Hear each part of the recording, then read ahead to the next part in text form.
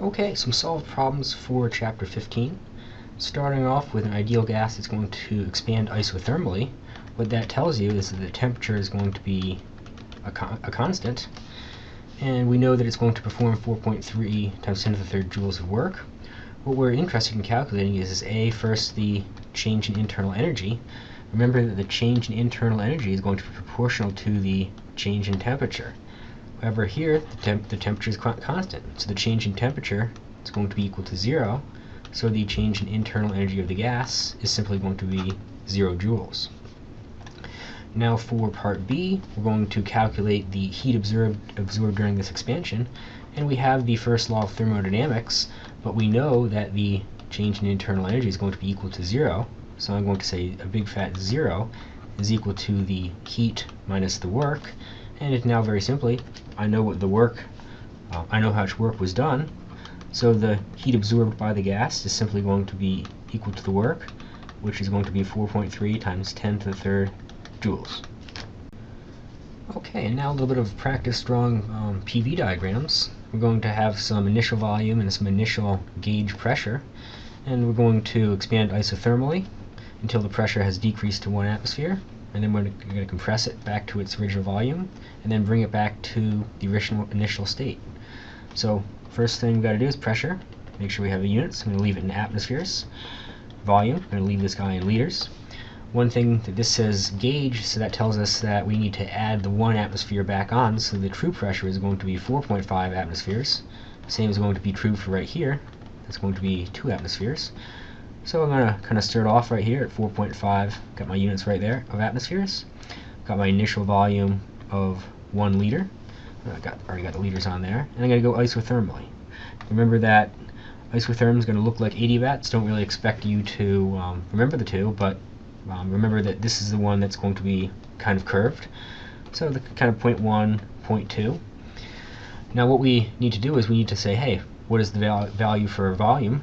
Remember, we have our good friend, pressure volume is going to be equal to nRT.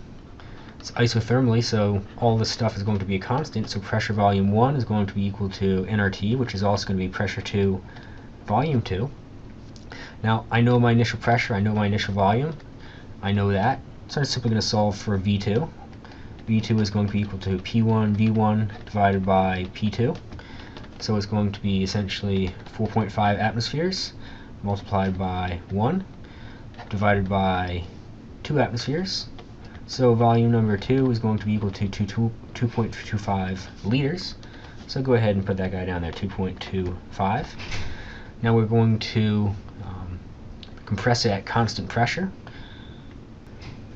So constant pressure, does that leg right there. Now we're going to bring it back to the original pressure at constant volume, so just like that.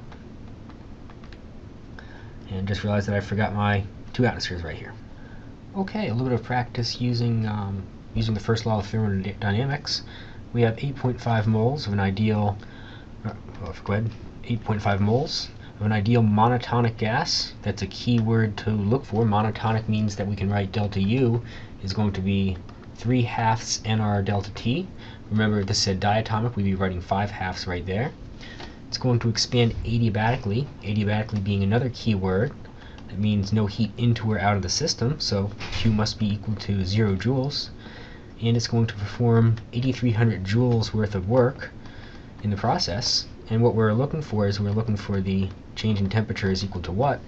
So if we knew what the change in internal energy is, then we would know what the change in temperature would be. But we can use the first law of thermodynamics here to figure that out. We're going to say that delta U is going to be equal to the heat into the system, that's 0, minus the work done. So that tells us that delta U is going to be a negative 8,300 joules. And that's simply going to be equal to 3/2 nR delta T. So we can say delta T is going to be equal to negative 8,300 multiplied by 2/3 divided by n and r. So delta T is going to be 8,300. Can't forget the negative signs. Multiplied by 2 divided by 3, and then I'm going to divide by my 8.5 and divide by 8.314, and I'm going to come up with a change in temperature of negative 78.3 Kelvin, and I expect it to be negative. I expect it to be negative because it's doing work. That work has got to come from somewhere. It comes from the internal energy, so the temperature goes down. And now we have a Carnot engine. I always like to draw a picture. I always picture heat flowing from the hot reservoir to the cold reservoir, and we pick off a little bit of work. Now here it's actually telling us that the work is being performed at a rate, and a rate of 520 kilowatts. Keep in mind that's just 520 kilojoules per second. So essentially, if we take their familiar equation from chapter 18, divide both of these guys by time, which I'm allowed to do, I can just flat out use this equation. Very similarly, just kind of divide all three of these guys by time, and we can work it in the language of power. So it tells me this is going to be simply 520 times 10 to the third watts joules per second. Now we know the heat input, so that's the heat that's coming into the engine, so that tells me that QH must be equal to 950 kilocalorie per second. And essentially, I really don't like that kilocalorie. My work is going to be in joules, so I need to go ahead and convert these calories into joules.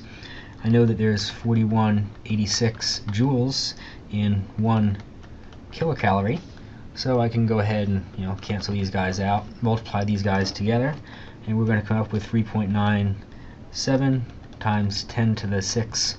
Now I have it in the language of joules per second, so I'm happy. And it tells me that it's going to have a heat source, so 520 degrees Celsius. That's going to be 793 degrees Kelvin. We have to add 273 to this. We must always work in Kelvin. The other thing is it tells me that it's a Carnot engine, so that tells me something about the efficiency.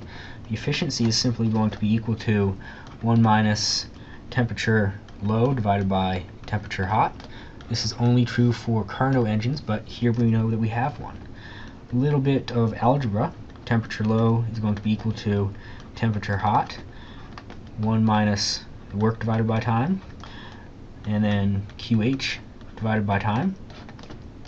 So that's going to give me 793 multiplied by 1 minus my 5.2 times 10 to the 5th joules per second. I have my QC, my 3.97 times 10 to the 6th, and also joules per second, so the units work out.